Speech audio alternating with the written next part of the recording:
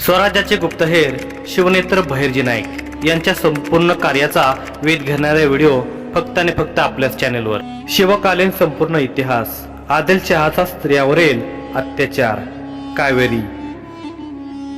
सौम्य चांदण्या रात्री वस्तीतून निघणाऱ्या धुरांच्या लोटांनी किंचितसे दृष्टीस पडणारे ढग सुद्धा झाकले गेले होते।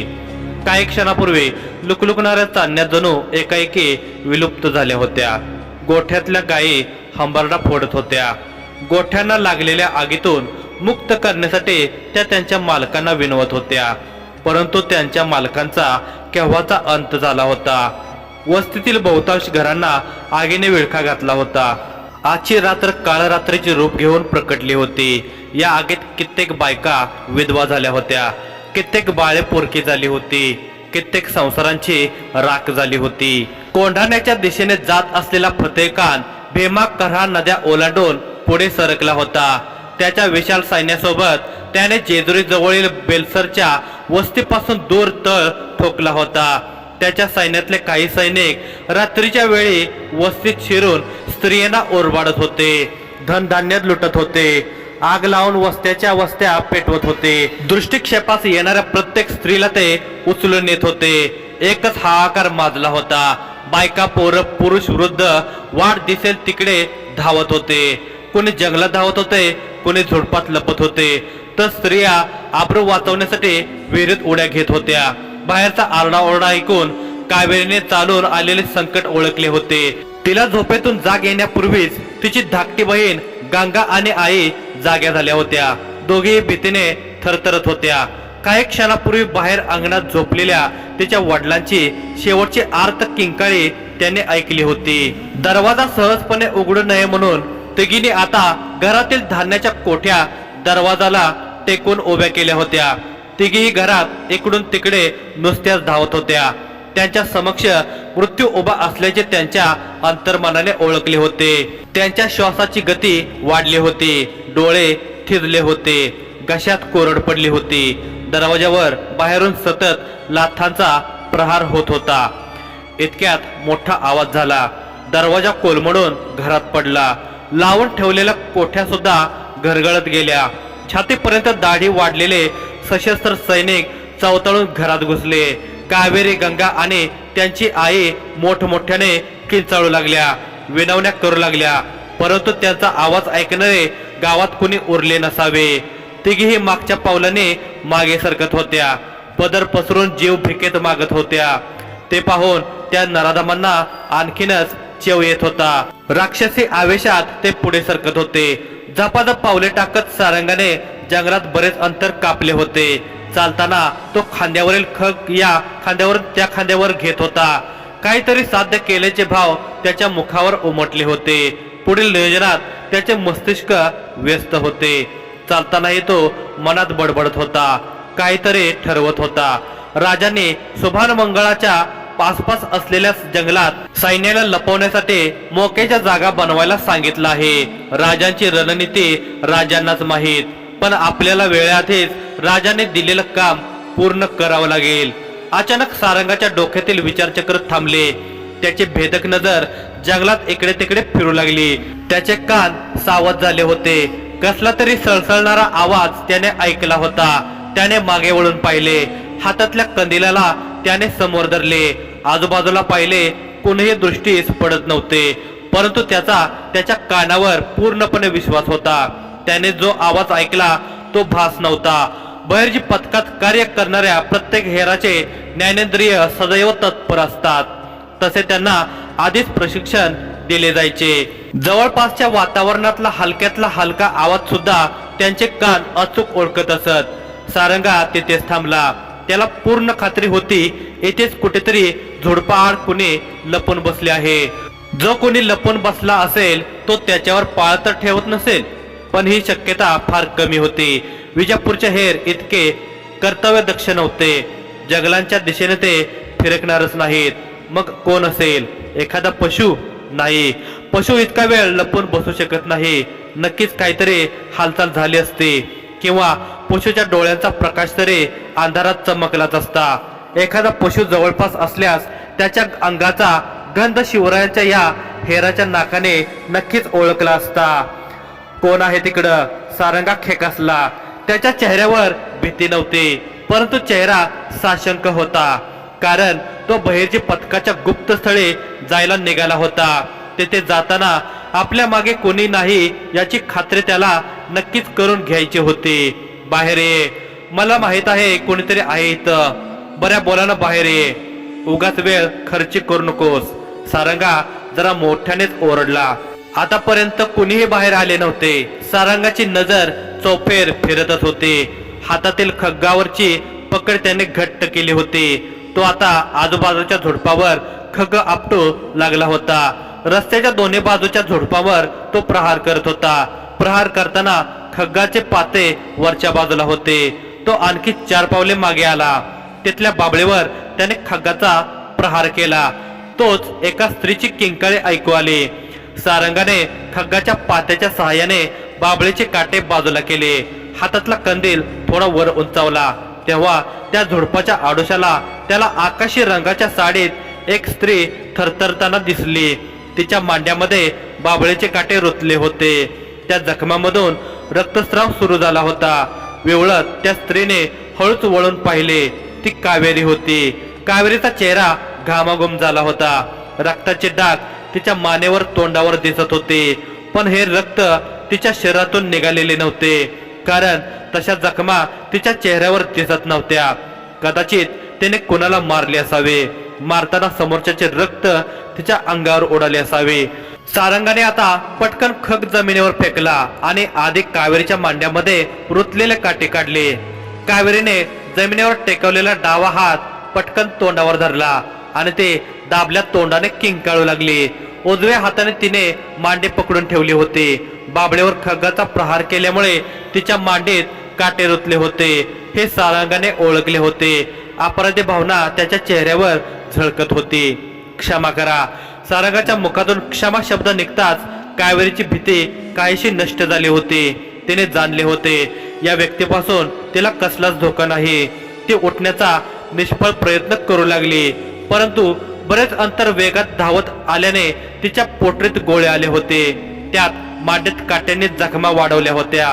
ती तशीच जमिनीवर पडली. तिची अवस्था वाईट होती. अजूनही ती थरथरत होती. सारंग तिला निरखून पाहत होता. कावेरीने काही न सांगता त्याला तिच्या परिस्थितीचा अंदाज आलाच होता. रानात अशी एकटी स्त्री उगाच फिरणार नाही. तिच्या चेहऱ्यावरचे भाव वाचायला शिवरायांच्या या हेराला फार अवधी लागला नाही. त्याला ठाऊक होते फतेकाने जवळपास मुक्काम ठोकला आहे. त्याच्या सैनिकांनी कोणत्या तरी गावात अत्याचार सुरू केलाच असेल. ही स्त्री ओढ्याच्या किनाऱ्याने जीव वाचवत जंगलात आली असेल, परंतु सारंगाला बघून, त्याचा अवतार बघून ती घाबरली असेल. हातात खग्ग, खांद्यावर कांबळ, गळ्यात काळा दोरा, लाल भडक नजर, असा एखाद्या लुटारूसारखा वेश त्याने धारण केला होता. कावेरीचं काय, सारंगाला पाहून भल्या भल्यांना धडकी भरली असते, पण त्याच्या पेहरावापेक्षा त्याचे शब्द भिन्न होते. गाव कोणते? कावेरीच्या तोंडून अजूनही शब्द फुटत नव्हता. तिच्या डोळ्यासमोरचे दृश्य अस्पष्ट होत होते. मधूनच तिच्या श्वासांचा वेग वाढत होता. रडून रडून डोळे तिचे सुजले होते. अश्रू ग्रंथी सुकल्या होत्या. सारंगाने आजूबाजूला पाहिले. झाडावर नजर फिरवली. प्रत्येक झाडाच्या पानावर त्याची नजर क्षणात फिरली. त्याला ओढ्यातून कावेरीसाठी पाणी आणायचे होते, परंतु मोठ्या पानांचा एकही वृक्ष त्याच्या आसपास नव्हता. नाहीतर पानाची वाटे बनवून त्यात तो पाणी आणू शकला असता. सारंगाने तिला दोन्ही हातात अलगद उचलले आणि काही अंतरावर असलेल्या ओढ्याजवळ नेऊ लागला. वाट ओलांडून जातच होता इतक्यात त्याला कुठल्या तरी झाडाच्या आडोशाला कुणीतरी लपल्याचे जाणवले. क्षणभर थांबून त्याने आजूबाजूला नजर फिरवली आणि पुन्हा चालू लागला. वाट उतरून सारंगा ओढ्याच्या पाण्याजवळ पोहोचला होता. स्वतःच्या ओंजळीने तिला पाणी पाजत होता, परंतु तो सावध होता. त्याची नजर चौफेर फिरत होती. त्याचे कान रानातल्या प्रत्येक हालचालीला ऐकत होते. रातकिड्यांचा आवाज, अधूनमधून घुबडांचा आवाज, या व्यतिरिक्त पानांची सळसळ यावर त्याचे बारीक लक्ष होते. कावेरी आता शुद्धीवर आली होती. ती हात जोडून सारंगाच्या पुढे बसली होती. खूप उपकार झाले तुमचे. या भयान जंगलात देवासारखं धावून आलात. कावेरीच्या बोलण्याने सारंगाच्या चेहऱ्यावरचे भाव मात्र बदलले नाहीत। जणू त्या आभाराचा त्याच्या मनावर काहीच परिणाम झाला नव्हता। त्याने सगळ्या भावनांना आपल्या अधीन केले होते। त्याच्या इच्छेशिवाय तो हसू शकत नव्हता, रडू शकत नव्हता किंवा कोणतेही भाव चेहऱ्यावर उमटवू शकत नव्हता। हे शिवरायांच्या हेरांचे खास वैशिष्ट्य होते। बहिर्जी पथकात सामील होण्यापूर्वीच त्यांना स्वतःवर नियंत्रण कसे ठेवायचे याचे धडे गिरवावे लागत असत। कावेरीच्या धन्यवादाला काही महत्व न देता सारंग पुटपुटला, जवळपासच्या गावात कुणी नातेवाईक राहतो का? तुम्हाला तिथं पोहोचवतो। बोलत असताना त्याने घुबडाचा सलग 2 वेळा आवाज ऐकला आणि त्याने पटकन वळून पाहिले। वातावरणातील हालचाली पुन्हा लक्षपूर्वक ऐकू लागला। त्याला असले सावध झालेले कावेरीने हेरले होते। तिने त्याला हळूच विचारले, कसला आवाज ऐकला का? सारंगाने मानेनेच नकार दिला आणि तो पुढे काय बोलणार इतक्यात सलग 3 वेळा घुबडाचा आवाज ऐकू आला। आता मात्र सारंगा उठून उभा राहिला होता। त्याने जमिनीवरील 2 लहान लहान दगड उचलले आणि 3 वेळा एकमेकावर आपटले। दोन्ही दगड एकमेकावर आपटण्याची ती पद्धत थोडी निराळीच होती। त्यांच्यातून घर्षणाचा विशिष्ट आवाज उत्पन्न झाला। याचा बहिर्जी पथकाच्या सांकेतिक भाषेत तुम्ही समोर येऊ शकता असा अर्थ होता। सलग 3 वेळा घुबडाचा आवाज म्हणजे काही अडचण आहे का असे विचारणे होते। त्याला प्रत्युत्तर सारंगाने दिले होते, परंतु त्याला तो सांकेतिक प्रश्न कोणी विचारला असेल, अर्थात कोणीतरी दुसऱ्या हेरानेच। परंतु तो हेर कोण होता? सारंगाने जीभ टावला लावली आणि टच असा आवाज काढला। हाही एक संकेतच होता जवळ बोलवण्याचा। सारंगाने जवळपास असलेल्या दुसऱ्या हेरास जवळ बोलावले होते। कावेरीला हा प्रकार काही उमगत नव्हता। सारंगा कोणाला तरी संकेत देत असल्याचे तिने जाणले होते, परंतु त्याचे चित्त अजूनही घडून गेलेल्या घटनेतच अडकले होते। ते प्रसंग डोळ्यासमोर उभे राहत होते। ती अचानक डोळ्यासमोर हात धरत होती। आतापर्यंत सुकलेल्या तिच्या पापण्या ओलावल्या होत्या। थोडे भानावर आल्यावर तिने गमावलेल्या तिच्या परिवाराची आठवण झाली होती। ती तोंडासमोर पदर धरून रडत होते। काय झालं? सारंगाने विचारले। माझ्या कुटुंबात कोणीही जिवंत राहिलं नाही। सगळ्यांना मरताना मी माझ्या डोळ्याने पाहिलं आहे। सारंगा कावेरीचे सांत्वन करण्यासाठी पुढे काय बोलणार इतक्यात त्याच्या मागे पावलांचा आवाज झाला। त्याने वळून पाहिले। त्याच्या समोर 2 कंदिलांचा प्रकाश चमकला। त्या हेराच्या हातात 2 कंदील होते। एक खग होता। तो एक कंदील आणि खग्ग सारंगाचाच होता, जो त्या झुडपाजवळ तो सोडून आला होता। सारंगाच्या हातात खग्ग आणि कंदील देत तो पुटपुटला, सारंगा काय झालं? कोण ही स्त्री? सारंगाने कंदील थोडा छातीच्या वरपर्यंत आणला। समोरच्या हेराचा चेहरा नीट निरखून पाहिला। विजापुरी सैनिकाच्या वेशात हा हेर होता। त्याच्या डोक्यावर हिरवा फेटा होता। डोळ्यात काजळ भरले होते। मिशांचा आकडा कल्याणपर्यंत पोहोचला होता। नजर भेदक होते। त्या हेरा समक्ष सारंगा क्षणाचाही विलंब न करता झुकला। त्याने वाकून नमस्कार केला। नाईक, डोंगरा पलीकडच्या गावात आदिलशाही सैनिकांनी लुटमार केली। गाव उद्ध्वस्त झालं। या स्त्रीच्या कुटुंबातलं कोणी जिवंत नाही राहिलं। ही जीव वाचून कशीबशी जंगलात आली आहे। नायकांच्या पापण्या लावल्या। त्याने एक दीर्घ श्वास सोडला। घडल्या प्रकाराचे त्यांना अत्यंत दुःख झाले होते, परंतु त्यांच्या डोळ्यांतून अश्रूचा एक थेंबही ओघळला नाही। त्याने त्या स्त्रीकडे पाहिले। ते तिला काय विचारणार इतक्यात तीच म्हणाले, जीव वाचवून पळून नाही आले, त्या दुष्टांना संपून आले आहे। काय? सारंगाने विचारले। त्या राक्षसांनी माझ्या आई आणि बहिणीच्या शरीराचे लचके तोडले। त्यांची आणि माझे आबरू मी वाचवू शकले नाही, पण त्या नराधमांना मी पाताळात ढकलून आले आहे। दातावर दात घट्ट दाबत त्वेषाने कावेरी बोलत होती। तिच्या नजरेसमोरून पटापट दृश्य तरळून गेले होते। ते 4 हत्यारबंद विजापुरी सैनिक कावेरीची आई आणि गंगाच्या दिशेने पुढे पुढे सरकत होते। आम्हाला सोडा, आमच्या घरात असेल नसेल ते सगळं घेऊन जा, पण कृपा करून आम्हाला सोडा। कावेरीची आई हात जोडून त्यांना विनवणी करत होती। घेऊन जाणार, आम्हाला जे न्यायचं आहे ते सगळं घेऊन जाणार, पण त्याआधी तुमचा आस्वाद घेऊ दे। बोलत दाढेवरून हात फिरवत एका नराधमाने हातातील तलवार बाजूला ठेवली। डोक्याचा हिरवा फेटा सोडत त्याने अंगरक्याचा छातीवरील नाडा सोडला। पण तुम्ही तर 3च आणि आम्ही 4। दुसरा मिश्किलपणे हसत म्हणाला, हरकत नाही सईद राजा, तुम्ही आधी आटपून घ्या. तिसऱ्याच्या बोलण्यावर चौघे मोठमोठ्याने राक्षसी आवेशात हसू लागले. कावेरीची आई पुढे झाली. दोन्ही मुलींना तिने तिच्या मागे घेतले. असं नका करू, दया करा, जाऊ द्या आम्हाला. असं कसं जाऊ देऊ, सह्याद्री लुटायला आलोय आम्ही, हर एक वस्तू लुटून नेऊ. त्यांच्यातला एक म्हणाला, मी तुम्हाला समर्पण करते, पण माझ्या मुलींना काही करू नका. कावेरीची आई आणखी पुढे होत म्हणाली. इतक्यात त्यांच्यातील एकाने तिच्या केसात हात घातला. ती जोरात किंचाळली. त्याने तिला बाजूला ढकलून दिले. ती मातेच्या भिंतीवर आदळली. भिंतीच्या खुंटीवर तिचे कपाळ आपटले गेले. तिच्या कपाळावर जखम होऊन रक्तस्राव होऊ लागला होता. त्या नराधमाने तिचा पदर पकडून तिला जमिनीवर ढकलले. ती जमिनीवर पडली. पडताना तिचे डोके दगडी वरवंट्यावर आदळले. तिच्या कपाळातून आधीपेक्षा जास्त रक्त वाहत होते. वेवळत ती बेशुद्ध पडली होती. आता ती तिच्या मुलींचं रक्षण करू शकत नव्हती. तिच्या मुलींसमक्षच त्यातल्या एकाने तिचा बलात्कार केला होता. आता त्यांनी दोन्ही मुलींना जमिनीवर ढकलले होते. मुली किंचाळत होत्या, मदतीसाठी हाका मारत होत्या, परंतु त्या क्रूर विजापुरी राक्षसांपासून त्यांचे संरक्षण करणारा कोणी मर्द गावात उरला नव्हता. कावेरी त्या अत्याचारींचे अत्याचार निमूटपणे सहन करत होती. तिची बहीण गंगा रडून रडून गतप्राण झाले होते. तिच्या आईच्या शरीरातूनही आत्मा कधीच निघून गेला होता. कावेरी दोघींच्या पार्थिवाकडे सुन्न नजरेने पाहत होते. त्यांच्या संपूर्ण उघड्या शरीरावर माराच्या अनेक क्रूर चावे घेतल्याच्या खुणा होत्या. त्या दैत्यांनी तिच्या बहिणीच्या ओटीपोटाच्या आसपासची चामडी दाताने सोलून काढली होती. गंगाचा चेहरा ओटापासून ते गालाच्या हाडापर्यंत फाटलेला होता. अतिशय क्रूररित्या तिचा अंत झाला होता. कावेरी अत्याचार सहन करताना दोघींचे पार्थिव फक्त पाहत होते. तिच्या तोंडून शब्द बाहेर पडत नसले तरी डोळ्यातून सतत अश्रुधारा वाहत होत्या. ते नराधम आळीपाळीने तिचा बलात्कार करत होते. आता त्या नराधमाने तिचा गळा आवळण्यास सुरुवात केली. राक्षसी सुख उपभोगून तिला मारून टाकण्याचा त्यांचा मनसुबा होता. दातावर दात दाबत तो हसत होता.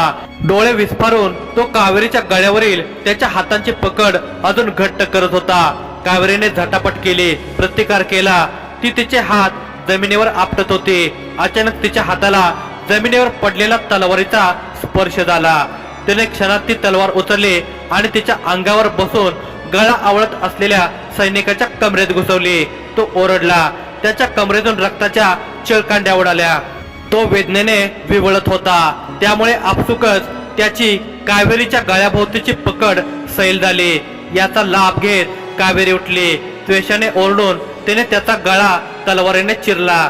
तेव्हा ते तिघे अत्याचारी तिच्या अंगावर धावून आले. एक जण धावत पुढे येत असताना त्याचा पाय गंगाच्या पार्थिवात अडकला. तो पार्थिवावर कोसळला. प्रसंगावतार राखून कावेरीने चपळतेने त्याच्या मानेवर तलवार चालवली.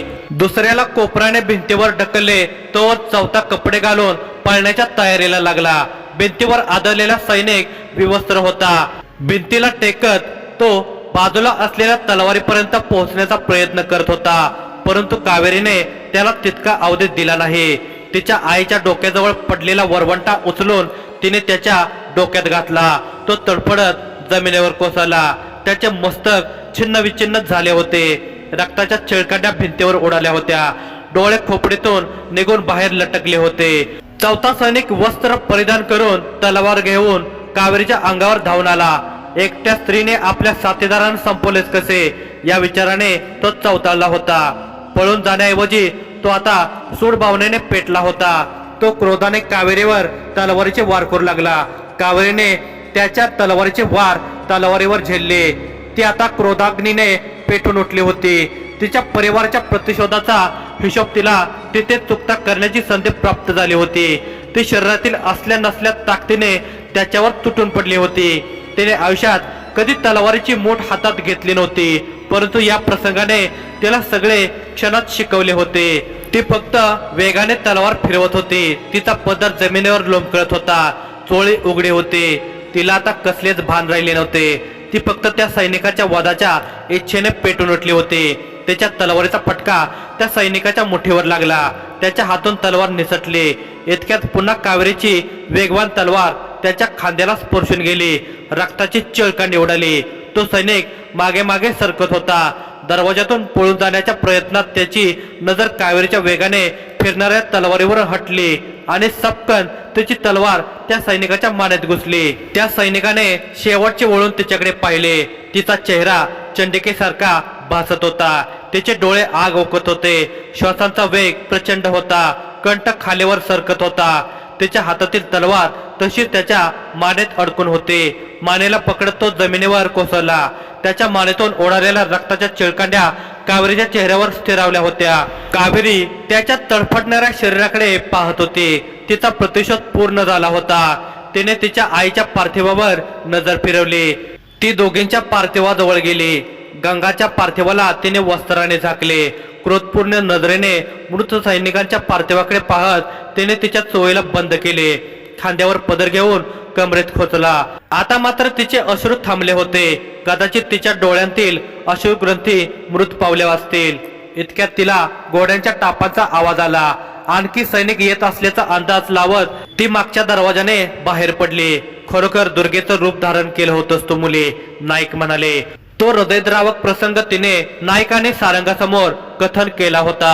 नाईकांना तिची दया येत होती, पण तिच्या शौर्याचे कौतुकही वाटत होते। मी फक्त 4 लांडग्यांना मारले आहे, पण या मुलकात असे धुमाकूळ घालणारे कितीतरी लांडगे आहेत। ते कधीही येतात आणि गरीब जनतेची पिळवणूक करतात। द्रव्य तर लुटतातच, पण बायकांची अशी अब्रूही लुटतात। त्यांना कोण मारणार? कावेरी म्हणाली। या दुष्टांना संपवण्यासाठी छत्रपती शिवाजीराजे भोसले नावाचा लावारस सह्याद्रीच्या पोटातून बाहेर पडला आहे। हाताची मूठ बंद करून क्रोधाला नियंत्रित करत सारंगा पुटपुटला। कावेरीने राजांचे नाव ऐकताच सारंगाच्या बोलण्याची सहमती दर्शवली, परंतु तिची नजर केव्हापासून नायकांच्या पोशाखावर फिरत होती। तिच्या अंतर्मनात उसळणारा प्रश्न तिने शेवटी विचारलाच। तुमचा पोशाख विजापुरी सैनिकांसारखाच आहे, अडकत हळूच नाईक म्हणाले। मीही विजापुरी सैन्यात चाकरी करतो। बोलताना त्यांना अवघडल्यासारखे होत होते। हे कसं शक्य आहे?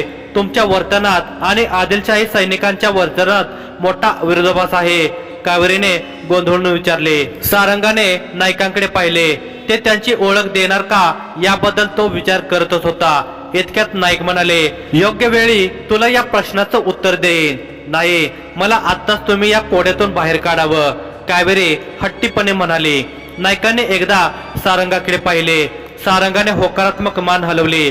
खरे तर नाईकाने तिच्या शौर्याबद्दल ऐकताच तिला बहिर्जी पथकात सामील करून घ्यायचे ठरवले होते, परंतु त्यापूर्वी तिच्या मनाचा सखोल अंदाज त्यांना घ्यायचा होता। सारंगा मोठ्या खडकावर बसला होता। नाईकाने घेतलेल्या निर्णयामुळे तो अवाक झाला होता। कावेरीच्या चेहऱ्यावर आता समाधान उमटले होते, कारण नाईकाने तिच्या प्रश्नाचे उत्तर देत तिला स्वराज्याच्या बहिर्जी पथकात सामील करून घेतले होते। ते शिवाजी राजांच्या गुप्तहेर पथकाचे प्रमुख बहिर्जी नाईक असल्याची ओळखही त्यांनी तिला दिली होती। कावेरीला आता फतेखानाचा प्रतिशोध घेण्याची आयती संधी मिळाली होती। त्याने बहिर्जी पथकासाठी जीवन ओळून टाकण्याचे नाईकांना वचन दिले होते। सारंगाने हळूच नाईकांना म्हणाला, नाईक, आता फतेखानाची मोहीम तोंडावर आहे आणि तुम्ही मला कावेरीशी लग्न करायचं म्हणत आहात। सारंगाने कावेरीशी लग्न करावे असा नाईकाने निर्णय घेतल्यापासून सारंगाला धक्का लागला होता। नाईक हसत सारंगाजवळ आले आणि त्याच्या खांद्यावर थाप मारत म्हणाले, सारंगा, खरोखर लग्न कर असं म्हणत नाही आहे मी, पण ती तुझी पत्नी आहे असं लोकांना वाटायला हवं, तेव्हाच ती तुझ्यासोबत राहू शकते। तिला बहिर्जी पथकाच्या भाषेची शिकवण तुला द्यायची आहे। तिला प्रत्येक मोहिमेत तुझ्या सोबत असू दे। पण नाईक, ती एक स्त्री आहे आणि माझ्या मोहिमा घनघोर जंगलात असतात। ती तिची आत्मरक्षा करण्यास सक्षम आहे सारंगा, याबद्दल तुला सांगायला नको। कावेरीने नाईकांच्या बोलण्याला सहमती दर्शवली। तुझ्यासोबत असण्यानं तुझ्या मोहिमामध्ये तुला यश येईल। कावेरी शत्रूच्या गोटात जाऊन शत्रूवर मोहिनी घालून त्यांच्यापर्यंत अति महत्वाच्या बातम्या आणि किल्ल्यांच्या वाटा पोहोचवू शकते। हे नाईकांना सारंगाला सूचित करायचे होते। ती सारंगाने ओळखले होते, पण नाईक शत्रूच्या गोटात एका स्त्रीला घेऊन जाणं, प्रथम डोक्यातून ही भावना काढ की ती एक स्त्री आहे। ती शिवरायांच्या आणि जिजाऊ साहेबांच्या स्वराज्यातली रागिनी आहे। रागिनी, कावेरी, तुझं नाव आजपासून रागिनी आहे। खूपच छान, हे नाव आवडलं मला। कावेरी ओठावर हात ठेवत किंचित हसली. मला विश्वास आहे रागिनी, तू एक दिवस मोठी मोहीम फते करशील. नाईक कावेरीकडे पाहत म्हणाले. इतका विश्वास दाखवल्याबद्दल खूप आभारी आहे नाईक. मी माझं सर्वस्व पणाला लावून स्वराज्यासाठी कार्य करेन, कावेरी आत्मविश्वासाने म्हणाली. नायकांनी कावेरीकडे पाहिले. किती सहजतेने तिने उद्ध्वस्त झालेल्या परिवाराचे दुःख मागे फेकले होते. नाईक जाणून होते की स्त्री हृदय हे अति संवेदनशील असते. तिला दुःख पचवणे इतके सहज शक्य नसते, परंतु कावेरीला ते शक्य झाले होते. परिवारातील सगळ्या सदस्यांचा इतका हृदयद्रावक अंत झालेला आपल्या डोळ्यांनी पाहून सुद्धा ती आत्मविश्वासाने बहिर्जी पथकात सामील झाली होती. नुकत्याच मिळालेल्या ओल्या यातना विसरून ती स्वराज्याच्या मोहिमेवर निघाली होती. जंगलाच्या मधोमध गर्द झाडीच्या आत एका टेकडीच्या पायथ्याशी गुफा दिसत होते. गुफेसमोर धुनी पेटवली होती. ही धुनी कित्येक महिन्यापासून सतत पेटती होती. त्या धुनीसमोर एक नागा साधू बसला होता. बोटात चिलीम अडकून होता. अधूनमधून त्या चिलमीचे झुरके सोडत होता. त्याने संपूर्ण अंगावर राख आभूषित केली होती. वस्त्राचा त्याग त्याने कधीच केला होता. नख जटा सामान्य मानवापेक्षा कितीतरी विशाल होत्या. गळ्यात रुद्राक्ष माळा होती. समोर जमिनीत एक त्रिशूल खोचले होते. कोणीतरी त्याच्या दिशेने येत असल्याचे त्या नागासाधूला जाणवले होते. त्याच्या जवळ बसलेला काळा कुत्रा उठून उभा राहिला. त्याने कान टवकारले आणि गुरगुरत भुंकू लागला. परंतु काही वेळा त्याने हवेतून गंध ओळखला असावा म्हणून भुंकणे बंद करून तो फक्त शेपटी हलवू लागला. कुत्रा पुढे जाणार इतक्यात खंड्या ओळखलंच काय असे म्हणत नाईक पुढे आले. त्याने खंड्याच्या डोक्यावर हात फिरवत त्याला प्रेमाने गोंजारले. नायकांच्या पाठोपाठ सारंगा आणि कावेरी सुद्धा होती. समोरचे दृश्य पाहून कावेरी थक्क झाली होती. तसे इथे पोहोचण्यापूर्वी कुठे जात आहोत याची कल्पना नायकाने दिलीच होती. हे बहिर्जी पथकाचे गुप्त स्थान होते. जंगलात राहणारा हा नागासाधू सुद्धा बहिर्जी पथकाचा एक हेरच होता. त्याचे हे सोंग होते, परंतु त्याचे हे सोंग कायमस्वरूपी होते. त्याला आयुष्यभर हेच सोंग धारण करून या स्थळाची राखण करण्याची जबाबदारी मिळाली होते. सह्याद्रीच्या चारही दिशांना अशी गुप्त स्थळे निर्माण केली गेली होती. या गुफामध्ये तळघर होती. गुफेतून तळघरात जाण्याचा रस्ता नवख्या व्यक्तीला कधीही सापडणार नाही अशी व्यवस्था होती. या प्रत्येक गुप्त स्थळांची निर्मिती करण्यात सारंगाचे मोठे योगदान होते. बहिर्जी पथकातील मोजक्या लोकांचा थेट संबंध शिवरायांशी येत होता. बाकी सगळे हेर आपले जीवन समर्पण करून स्वराज्याच्या या हेर खात्याचे हात प्रबळ करत होते. नाईक ही स्त्री, नागा म्हणाले. ही रागिनी, नायकाने ओळख करून दिली. त्या नागासाधूला इतकी ओळख पुरेशी होती. कावेरीने त्याला झुकून नमस्कार केला. रागिनी, गुफेच्या उजव्या बाजूला कुंड आहे. स्नान करून गुफेत विश्राम कर. पहाट झाल्यावर सारंगा आणि तू निघा. परिवाराचा अंत्यविधी आटोप आणि ठरल्याप्रमाणे तुम्ही शिरवळच्या मोहिमेवर जा, नायकांनी सांगितले. जी नाईक, अनेक लक्षात असू दे, वैयक्तिक भावनांना स्वराज्याच्या हेराच्या जीवनात तिळमात्रही महत्व नाही.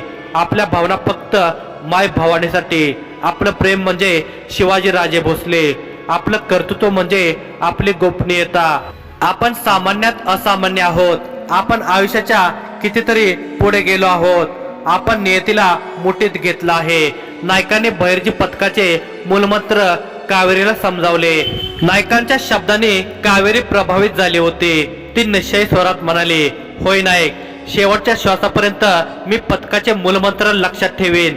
उत्कृष्ट हेर होण्याची तिची तळमळ नायकाने ओळखली होती. जा, आता स्नान करून विश्राम कर, नाईक स्मित करत म्हणाले. कावेरी कुंडाच्या दिशेने निघाली. नायकाने गुफेच्या बाहेरच एका आयताकृती खडकावर अंग टाकले. सारंगाने खांद्यावरील घोंगडी जमिनीवर अंथरली आणि त्यावर तो आडवा झाला. कावेरीच्या रूपात एक पराक्रमी महिला हेर बहिर्जी पथकाला लाभल्याचा आनंद त्याच्या चेहऱ्यावर स्पष्ट दिसत होता. नायकाने पडल्या पडल्या आकाशावर नजर खेळवली होती. चंद्र नव्हता, पण चांदण्या आकाशात खुलल्या होत्या. पावसाळा नुकताच संपला होता, त्यामुळे ढग विरळ होते. आता काही दिवसात फतेहखान पुढे चाल करणार हे निश्चित होते. नाईक त्याच्या शिबिरात जाऊन आले होते. फतेहखानाचा स्वभाव त्याने नीटपणे समजून घेतला होता. हैबतरावाला पारखले होते. आता नायकांना पुढचे पाऊल उचलायचे होते. त्यासाठी त्यांनी त्यांच्या 50 हेरांना नेमले होते.